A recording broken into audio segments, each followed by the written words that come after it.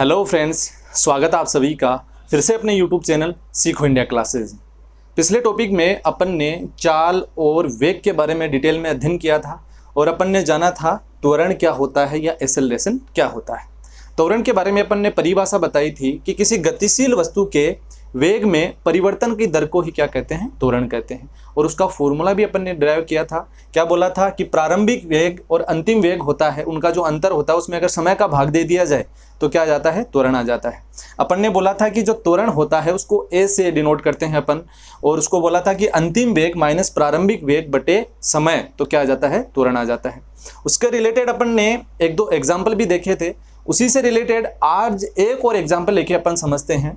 आपकी स्क्रीन पे एक एग्जाम्पल दे रखा है कि एक कार 18 किलोमीटर प्रति घंटे की रफ्तार से 54 किलोमीटर प्रति घंटे की रफ्तार प्राप्त करने में 5 सेकंड का समय लेती है, तो उसका त्वरण ज्ञात करो। कोई भी फिजिक्स में आपको क्वेश्चंस दे दे, सबसे पहले जो आपको क्वेश्चन में दे रखा है वो आराम से लिख लो। तो सबसे पहले अपने को क्या दे रखा है यहाँ पर, 18 किलोमीटर प्रति घंटा क्या है, प्रारंभिक वेग। प्रारंभिक वेग मैंने बोला था प्रारंभिक वेग को किससे लिखते हैं, प्रारंभिक वेग को अपन लिखते हैं यू से, क्योंकि मैंने बोला था कि एबीसीडी में यू पहले आता है, तो यू क्या है, प्रारंभिक वेग है। प्रारंभिक वेग अपने को दे रखा है कितना, 18 किलोमीटर पर हावर, सही है। उसके बाद अपने को दे रखा है 54 किलोमीटर प्रति हावर की रफ्तार प्राप्त करने में, 54 क्या है यहाँ पर, अंतिम वेग। अंतिम वेग, अंतिम वेग को किसे लिखेंगे, v से लिखेंगे, और अंतिम वेग कितना है यहाँ पर, 54 किलोमीटर पर हावर। भाई कोई भी कार है वो 18 किलोमीटर प्रति घंटे से 54 किलोमीटर प्रति घंटे की रफ्तार प्राप्त करने में कितना समय लेती है। तो तीसरी चीज यहाँ पे क्या दे रखा है अपने को, समय, जिसको किससे लिखते हैं अपन, t से लिखते हैं, वो कितना दे रखा है, 5 सेकेंड। ठीक है, ये तीनों चीजें अपने को दे दी। ठीक है, और अपने को निकालना क्या है, त्वरण निकालना है। और त्वरण का अपन ने सीधा सा, त्वरण का सीधा सा अपन ने क्या देखा था, फॉर्मूला देखा था कि a बराबर क्या होता है, अंतिम वेग माइनस प्रारंभिक वेग बटे क्या आ जाता है, समय, यानी कि v minus you upon T, यही होता है। इसी से अपन निकालेंगे त्वरण, तो a बराबर क्या हो जाएगा, v, अंतिम वेग कितना दे रखा है अपने को, 54 माइनस माइनस, और यू क्या है, प्रारंभिक वेग। अरे जिस जगह से कोई साधन शुरू या करे ना, बिन कहीं बोला, हाँ प्रारंभिक वेग। ठीक है, तो प्रारंभिक वेग क्या हो जाएगा यहाँ से, 18 किलोमीटर पर हावर। ठीक है, और समय t कितना दे रखा है अपने को, 5 सेकेंड, तो 5 का क्या दे दिया, भाग। अब इसको 54 में से 18 गया तो कितना बचता है, 36 बचता है, 36 बटे कितना आ गया, 5। और ये मैंने पिछले वीडियो में भी बताया था कि अपने को जो भी वैल्यू निकालनी है वो किस में निकालेंगे, मीटर में निकालेंगे। और ये अपने को किस में दे रखी है, किलोमीटर प्रति हावर, किलोमीटर प्रति हावर, क्योंकि अपना जो त्वरण होता है, त्वरण का मात्रक क्या होता है, ये मैंने बोला था मीटर प्रति सेकंड स्क्वायर होता है। तो ये मीटर आ रहा है तो मीटर में चेंज करना है अपने को। और मैंने दो बातें बताई थी आपको, एक तो क्या था कि कोई भी मीटर में है कोई वैल्यू, उसको अगर किलोमीटर में चेंज करें तो क्या करते हैं, मीटर को अगर किलोमीटर में चेंज करें तो किससे गुणा करते हैं, 18/5 से, क्योंकि इसमें 18 बड़ा है। तो मीटर और किलोमीटर में आप सबको पता है बड़ा कौन सा है, 18 बड़ा है, तो बड़ी वैल्यू क्या आ जाएगी, पहले आ जाएगी, और नीचे छोटी वैल्यू का क्या लग जाएगा, भाग लग जाएगा। यही अपने को दिया जाए कि किलोमीटर को मीटर में चेंज करें अपन, तो क्या करेंगे, छोटी वैल्यू पहले आ जाएगी और बड़ी वैल्यू नीचे। मीटर में चेंज करें, ये मीटर छोटा है और किलोमीटर बड़ा है, तो छोटा पहले आ गया, तो 5/18 ये आ गया। अब इसको अपने को चेंज करना है, ये किस में दे रखा है, किलोमीटर प्रति घंटे में, इसको किस में चेंज करेंगे, मीटर में। मीटर प्रति सेकंड में अपन चेंज करें तो किससे गुणा करना अपने को, 5/18 से। तो ये 5/18 से गुणा कर दिया। अब ये 5 से 5 कट गया और ये 18 से ये कितनी बार कट गया, 2 बार। तो आया कितना आंसर अपना, 2 मीटर प्रति सेकंड स्क्वायर, ये आंसर आ जाता है। त्वरण आपने समझा, सीधा सा अपने को दे रखा है प्रारंभिक वेग। अरे प्रारंभिक वेग वो होता है या वह होता है जहां से कोई वस्तु प्रारंभ होती है। क्वेश्चन में दे रखा है कोई कार 18 किलोमीटर प्रति घंटे की रफ्तार से चल रही है, तो प्रारंभिक वेग को लिखेंगे किससे, यू से, क्योंकि एबीसीडी में यू पहले आता है। ठीक है, 18 किलोमीटर प्रति घंटा। अंतिम वेग को किससे लिखेंगे, v से लिखेंगे, और ये कितना आ जाएगा, 54 किलोमीटर प्रति घंटा। और समय कितना दे रखा है, 5 सेकेंड, और अपना जो फॉर्मूला दे रखा है प्रारंभिक अंतिम वेग माइनस प्रारंभिक वेग बटे क्या आ जाएगा, समय। लेकिन वैल्यू किस में होनी चाहिए, मीटर प्रति सेकंड में। ठीक है, इसको चेंज करने के लिए मैंने बताया अगर मीटर को किलोमीटर में चेंज करेंगे तो 18/5 से गुणा करेंगे और किलोमीटर को मीटर में चेंज करेंगे तो 5/18 से गुणा करेंगे। यही अपन ने किया। 54 - 18/5, तो इसमें से 54 में से 18 गया, 36 बचा और इसको अगर 5/18 से गुणा करेंगे, जोड़ बाकी गुणा भाग किया तो क्या आया, 2 मीटर प्रति सेकंड स्क्वायर क्या आ गया, इसका त्वरण आ गया। ऐसे इजी से इजी क्वेश्चंस आपको कई बार एग्जाम में देखने को मिलेंगे। इसी से रिलेटेड अपन ने सबसे पहले दूरी पढ़ी, उसके बाद विस्थापन पढ़ा, उसके बाद अपन ने चाल और वेग की बात की और अपने त्वरण के बारे में भी पढ़ा। ये अपना बेसिक टर्म था। बात यहाँ पे क्वेश्चंस यहाँ से कम पूछे जाते हैं। क्वेश्चंस पूछे जाते हैं गति के समीकरणों से। जो गति के समीकरण है ये इसी से रिलेटेड कई बार एग्जाम में क्वेश्चंस है। जो रेलवे की जितनी भी पहले एग्जाम लगी थी, अपनी ग्रुप डी ले लो, अपना एनटीपीसी ले लो, एएलपी ले लो, ये इन सब में कोई ऐसी सिंगल एग्जाम नहीं बची जिससे यहाँ से क्वेश्चन नहीं पूछे गए। हर एक एग्जाम में यहाँ से क्वेश्चन पूछे गए थे। गति का समीकरण बड़ा ही इंपॉर्टेंट टॉपिक है अपना, उसी के बारे में आज अपन बात करेंगे। तो गति के समीकरणों की अगर अपन बात करें, गति के समीकरण, गति के समीकरणों की अगर अपन बात करें तो सबसे पहला समीकरण ऐसे कैसे आपको याद ही करना है। पहला समीकरण कौन सा है, v = u + at, ठीक है। उसके बाद जो दूसरा समीकरण है वो क्या है, दूसरा समीकरण है यहाँ पर क्या, इसी में कि s = ut + ½ at², ठीक है। ये दूसरा समीकरण है। और तीसरा समीकरण यहां से आता है। तीसरा समीकरण कौन सा हो जाएगा कि v² = u² + 2as। ये तीनों के तीनों जो समीकरण है आपको ऐसे के ऐसे याद करने पड़ेंगे। सीधा सा इसका कोई भी सब्स्टिट्यूट नहीं है। और ये आपको पता होना चाहिए कि यहाँ पर ये v क्या है। v के बारे में मैंने पहले भी बताया था। v क्या है, अंतिम वेग, अंतिम वेग। और अगर मैं बात करूं कि यूं क्या है, यूं मैंने पहले बताया था, यूं क्या है, प्रारंभिक वेग, प्रारंभिक वेग। और यहां पे टी क्या है, टी क्या है, समय है, ठीक है। और ए क्या है, ए क्या है, त्वरण है या एक्सेलरेशन जिसको अपन बोल सकते हैं।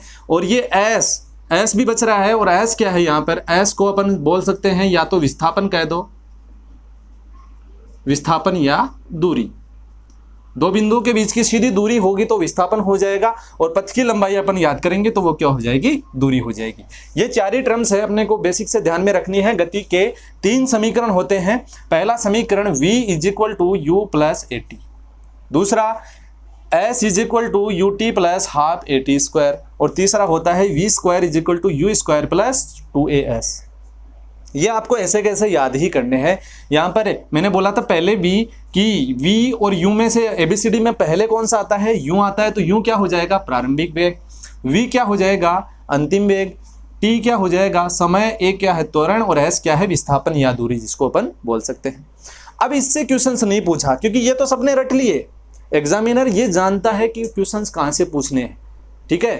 भीड़ को अलग करने वाले भी लोग हैं और भीड़ को बढ़ाने वाले भी लोग हैं, ठीक है। भीड़ को अलग कौन करेगा, जो हर एक चीज का बेसिक ध्यान में रखेगा कि ये क्वेश्चन आया कहां से। वहीं से एग्जामिनर आजकल डीप से क्वेश्चंस दे रहा है।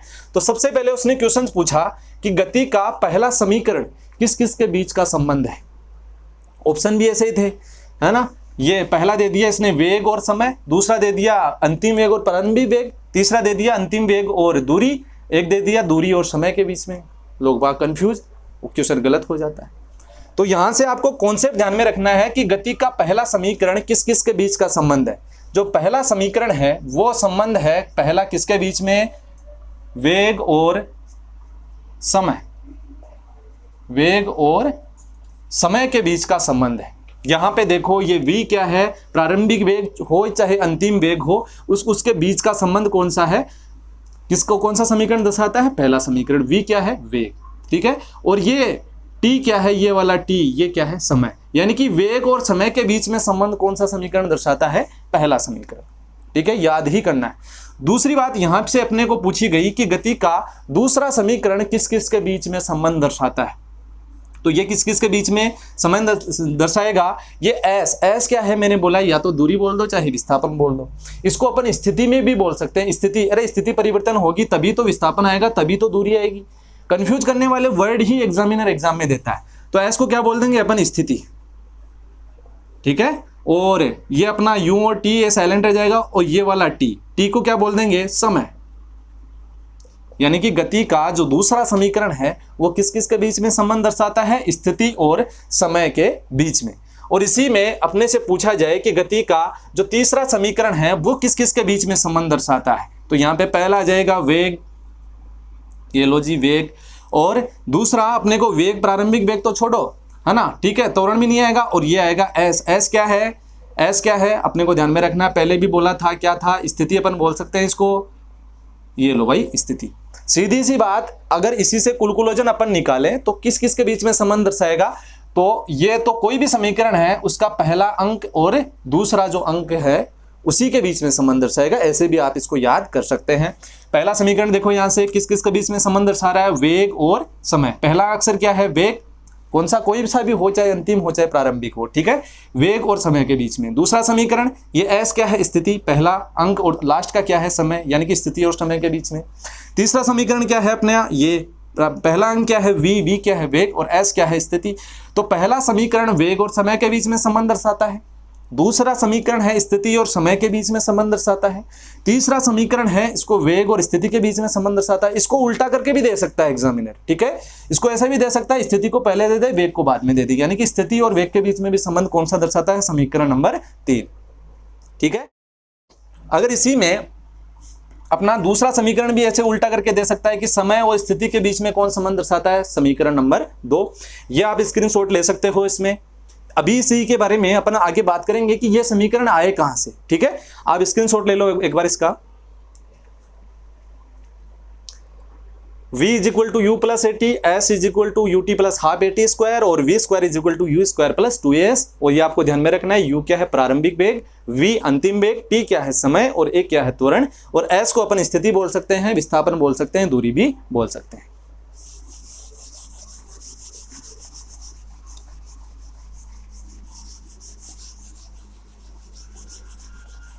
अपना गति का जो पहला समीकरण है वो कहां से आया? पहला समीकरण क्या है अपना? पहला समीकरण निकालते हैं पहले, ठीक है। पहले निकाले तो उससे पहले अपन ने जस्ट पहले पढ़ा, जब त्वरण पढ़ा था, त्वरण में क्या था? a इज इक्वल टू क्या था? अंतिम वेग माइनस प्रारंभिक वेग बटे क्या था? समय था, यही था। अब इसको मैं बटे में 1 कर दूं और इसका वज्र गुणा कर दूं, इसको इससे गुणा करूं, इसको इससे गुणा करूं, ठीक है। तो ये क्या आ जाएगा? 1 को t से गुणा करूंगा तो क्या आ जाएगा? at बराबर v को 1 से गुणा किया, v आ गया, और u को 1 से गुणा किया, u आ गया, ठीक है। अब इस v को तो ऐसे का ऐसे इधर ले लेता हूं, ठीक है, और इस u को इधर लेके आ जाता हूं, ठीक है। तो ये क्या लिख दूंगा? u प्लस ए टी आ गया। ये अपना गति का पहला समीकरण, इसको ऐसे भी लिख सकता हूं, v is equal to u plus a T.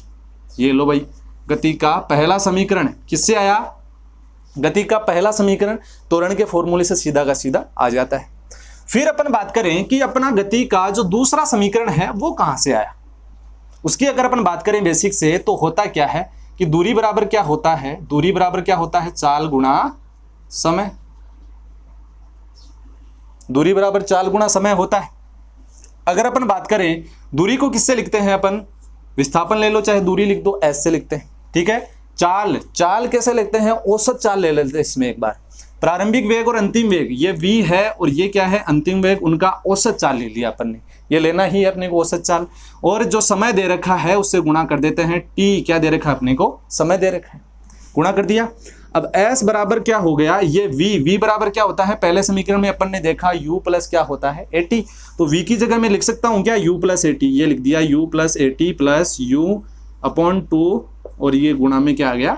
t, ठीक है। यहाँ तक s इज इक्वल टू चल रहा है, ये u और ये u कितना हो जाएगा? 2u या 2u, जिसको लिख सकते हैं अपन 2u अपॉन t प्लस ये 80 ऐसे का ऐसे, और बटे में ये 2 इसका भाग लग जाएगा, सही है। अब इस t को गुणा करें अपन, पहले एक बार ऐसे लिख लेते हैं, बाद में गुणा कर लेंगे, 2 से 2 कट जाएगा ये। अब ये s इज इक्वल टू क्या आ गया? u है और ये t है, इससे दोनों गुणा होंगे, ut प्लस ये 1/2 लिख सकता हूँ क्या, इसको लिख दिया 1/2 बाहर निकाल लिया, ए से गए से और टी से टी गुना होगा तो क्या आ जाएगा t²। ये अपना गति का दूसरा समीकरण आ गया। देखा अपन ने, एक बार फिर से देख लेते हैं दूसरा समीकरण आया कहां से, दूरी बराबर क्या होता है चाल गुना समय। तो चाल कैसे लेनी है अपने को, औसत चाल लेनी है। औसत चाल में क्या आ जाएगा, प्रारंभिक वेग और अंतिम वेग में क्या लग जाएगा, भाग लग जाएगा 2 का। ठीक है, औसत चाल ले लिया v + u/t गुना t। समय को किससे लिख दिया, t से, दूरी को s से। क्लियर है यहां तक। आगे अपन देखें कि s बराबर क्या होता है। अपन ने देखा कि v बराबर क्या है, u + at। पहले समीकरण से यहाँ v की जगह u + at अपन ने रख दिया। ठीक है, अब ये u और ये u कितना हो गया 2u। और ये बटे में है, इसको फ्रैक्शन में तोड़ देंगे 2u/2 और ये 80 ऐसे कैसे, इसमें भी 2 का भाग लग गया, ये गुना हो गया किससे, t से। अपन 2 से 2 कट गया, u से ये t गुना हो जाएगा ut + ½ at²। ये कौन सा समीकरण आ गया, दूसरा। ऐसे अपन ज्ञात कर सकते हैं, ये दूसरा समीकरण आ गया। आगे अपन देखें कि गति का जो तीसरा समीकरण है वो कहाँ से आया। उसकी अगर अपन बात करें तो वो आया नहीं कहाँ से, यहीं से, यही डेवलप हुआ था। ये पहला समीकरण अपन दे रखा है v = u + at, यही दे रखा है। अगर दोनों पक्षों का मैं अगर स्क्वायर कर दूं तो कोई फर्क थोड़ी पड़ेगा। ये लो भाई, इसका भी स्क्वायर कर दिया और इसका भी स्क्वायर कर दिया। v का स्क्वायर कितना होता है, v² हो गया। इसमें a + b के होल स्क्वायर से खोल सकते हैं अपन, तो u का स्क्वायर हो गया। उसके बाद u² और 2ab लिख देते हैं, 2uat। ठीक है, और इसमें प्लस में आ जाएगा क्या, a² t²। सही है, a + b का होल स्क्वायर खोल दिया अपन ने, a² 2ab + b²। ठीक है, अगर v² की बात करें अपन तो v² u² आ गया। इसमें अपन क्या ले लेते हैं, 2a कॉमन ले लेते हैं, क्योंकि 2 यहाँ पे भी है, यहाँ पे भी है, a दोनों में है, तो 2a अपन ने क्या ले लिया, कॉमन ले लिया। अब इसमें क्या बचा है, ये बच गया, एक तो u बच गया और ये क्या बच गया, ये वाला t बच गया। ठीक है, तो ये अपन ने लिख दिया ut। अब इसमें अपन ने 2 कॉमन ले रखा है, तो कॉमन ले रखा है तो यहाँ पे 2 है नहीं, तो 2 का क्या लग जाएगा, भाग लग जाएगा, तो 1/2 आ गया। अब इसमें a तो कॉमन ले लिया, तो a तो ऐसे का ऐसे और t² ऐसे का ऐसे बच जाएगा। ठीक है, और ये अपन ने देखा कि ut + ½ at² क्या होता है, s होता है। तो यहाँ पे अपन इसकी वैल्यू रख देंगे, तो v² = u² + 2as। ये कौन सा समीकरण आ गया, तीसरा समीकरण। ऐसे करके गति के तीनों समीकरण अपन ज्ञात कर सकते हैं कि कौन सा समीकरण कहां से आया। ये बेसिक अपने को याद होना चाहिए। पहला समीकरण है वो किस किस के बीच में संबंध दर्शाता है, वेग और समय के बीच में। दूसरा समीकरण है वो किस किस के बीच में संबंध दर्शाता है, स्थिति और समय के बीच में। और जो तीसरा समीकरण है वो किस किस के बीच में संबंध दर्शाता है, वेग और स्थिति के बीच में। ये आपको तीनों समीकरण हैं वो ऐसे के ऐसे याद होने चाहिए। इसी से आगे जो अपने गति के समीकरण जो अपने 3 दिए, उसी से रिलेटेड जो एग्जाम में क्वेश्चंस है वो पूछे जाते हैं। ये सी कोई भी, मैं अभी भी बता रहा हूँ, इंपॉर्टेंट टॉपिक है रेलवे की दृष्टि से तो सबसे इंपॉर्टेंट टॉपिक है, क्योंकि कोई भी सिंगल ऐसी एग्जाम नहीं गई थी जिससे यहाँ से क्वेश्चन नहीं पूछे गए थे। सिंपल से एग्जाम्पल दे रहा था, अगर अपने को फॉर्मूला याद है उसमें रख दिया तो आराम से आंसर भी आ रहे थे। ठीक है, तो सिंपल से अपने को स्क्रीन पे एक क्वेश्चन दे रखा है कि एक कार विराम अवस्था से प्रारंभ होकर 5 सेकंड के लिए 2 मीटर प्रति सेकंड स्क्वायर के समान त्वरण से चल रही है, तो 5 सेकंड बाद वस्तु का वेग और विस्थापन ज्ञात करो। यह आपको क्वेश्चन दे रखा है। मैंने पहले भी बताया था कि जो भी अपने को क्वेश्चंस दे उसमें जो चीज दे रखी है वो पहले आराम से लिख लो। ठीक है, और जो चीज अपने को पूछी है उसको आराम से जो भी फॉर्मूला अप्लाई हो रहा है वो अप्लाई करके आंसर निकालो। यही सिंपल से सिंपल तरीका है क्वेश्चंस को करने का। अपने को क्या दे रखा है कि कोई कार, ये लो भाई कोई कार है, ये कार मान लेते हैं। ठीक है, कोई कार विराम अवस्था से, मतलब एक जगह खड़ी थी पहले ही, कोई कार विराम अवस्था से प्रारंभ होकर 5 सेकंड के लिए 2 मीटर प्रति सेकंड स्क्वायर के समान त्वरण से चलती है, तो 5 सेकंड बाद वस्तु का वेग और विस्थापन क्या होगा। ठीक है, तो सबसे पहले अपन देखते हैं इसमें क्या क्या दे रखा है क्वेश्चन में। तो अपने को दे रखा है विराम अवस्था से शुरू होकर, मतलब प्रारंभिक वेग हो गया। अरे मैंने सीधी सी यहाँ बता दो कि कोई वस्तु है एक जगह खड़ी है और बात चालू हुई है एक जगह चालू, तो वो बिल्कुल प्रारंभ में जो वेग होगा वो प्रारंभिक वेग ही तो होगा उसका, तो ये बोल देंगे उसको प्रारंभिक वेग। प्रारंभिक वेग प्रारंभिक वेग क्या हो जाएगा इसका, प्रारंभिक वेग कितना हो जाएगा, विराम अवस्था से शुरू हो रही है, मतलब पहले कुछ भी नहीं था, एक जगह खड़ी थी, तो प्रारंभिक वेग को किससे लिखते हैं अपन, यूं से लिखते हैं, और ये कितना हो जाएगा 0। क्लियर है। उसके बाद अपने को क्या दे रखा है, समय दे रखा है। समय कितना दे रखा है अपने को, समय को किससे लिखते हैं, टी से लिखते हैं। कितना दे रखा है, 5 सेकेंड। ये लो भाई 5 सेकेंड। उसके बाद क्या दे रखा है, त्वरण दे रखा है। त्वरण को किससे लिखते हैं, ए से लिखते हैं। ये लो भाई त्वरण, त्वरण कितना हो गया 2 मीटर प्रति सेकंड स्क्वायर। ये 3 चीजें अपने को दे रखी है और अपने को पूछा क्या है, एक तो पूछा है अंतिम वेग, वेग ही तो पूछा है, वेग और विस्थापन। ये लो भाई वेग, और एक क्या पूछा है, विस्थापन। विस्थापन को किससे लिखते हैं, एस से। ये 2 चीजें अपने को पूछी है। अब इसको मैंने बोला था जो चीज दे रखी है पहले लिख लो और जो पूछी है वो फॉर्मूले में अप्लाई कर दो। तो सबसे पहले अपने को दे रखी है ये अपना प्रारंभिक वेग दे रखा है, समय दे रखा है और त्वरण दे रखा है। ठीक है, तो पहला फॉर्मूला अपना क्या है, उसमें निकल जाएगा आराम से, क्योंकि अपने को यू दे रखा है, टी दे रखा है, ए दे रखा है। पहला फॉर्मूला क्या अपने यहाँ, v equal to u plus a t, यही तो है। इसमें अब अगर अपन रखें v तो निकालना है अपने को वेग, अंतिम वेग, तो वेग निकाल लेंगे। v बराबर ये u कितना हो गया, प्रारंभिक वेग कितना है अपना 0 है, तो u की जगह क्या लिख दिया 0। a त्वरण कितना दे रखा है अपने को 2 मीटर प्रति सेकंड स्क्वायर, और ये अपने को समय कितना दे रखा है 5 सेकंड। तो v कितना आ गया, ये तो 0 है, 0 में अगर 5 दूनी 10 जोड़े अपन तो वेग कितना आ गया अपना 10 मीटर प्रति सेकंड। ये लो भाई पहला आंसर अपना आ गया। ठीक है, उसी के बाद अगर अपन बात करें कि अपने को दूसरी चीज क्या निकालनी है, दूसरी चीज निकालनी है अपने को क्या, एस को क्या बोलते हैं, विस्थापन। ये अपने को जो चीज दे रखी है और जो अपने को फॉर्मूले में मिल जाए, कौन सा फॉर्मूला लग जाएगा, तो गति का दूसरा समीकरण लग जाएगा। दूसरा समीकरण क्या था, s is equal to u t plus 1/2 a t square, यही है। तो अपना एस क्या है, एस अपने को निकालना है। एस क्या है, विस्थापन या दूरी बोल दो। यू कितना दे रखा है अपने को, यू 0, ये लो भाई 0 रख दिया मैंने। 0 रख दिया तो टी की जगह भी अगर 5 रखूं तो 5 को अगर 0 से गुणा करूं तो आएगा तो 0 ही रख दिया। 1/2 ऐसे का ऐसे। एक की बात की जाए तो ए कितना है, त्वरण कितना दे रखा है 2, और समय कितना दे रखा है अपने को 5। 5 का स्क्वायर कितना होता है 25। क्लियर है यहाँ तक। आगे बात करें कि एस बराबर क्या हो जाता है, अगर इसको 0 को 5 से गुणा करें तो क्या आता है 0, और ये 2 से ये 2 कट जाता है, और अगर 2 से ये 2 कट जाता है तो आता कितना है अपना 25 मीटर। ये लो अपने को पूछा क्या क्वेश्चन में कि वेग और विस्थापन, वेग कितना आया 10 मीटर प्रति सेकंड स्क्वायर और विस्थापन कितना आया 25 मीटर। क्वेश्चंस में मैंने पहले भी बताया सबसे इजी तरीका यही है कि पहले जो भी चीज़ दे रखी है वो यहाँ पे नोट डाउन कर लो और जिस फॉर्मूले में अप्लाई हो रही है उसमें अप्लाई कर दो, आपका आंसर आ जाएगा। अगले वीडियो में अपन इसी से रिलेटेड कई एग्जाम्पल और बचे हैं, उसके बारे में चर्चा करेंगे। धन्यवाद।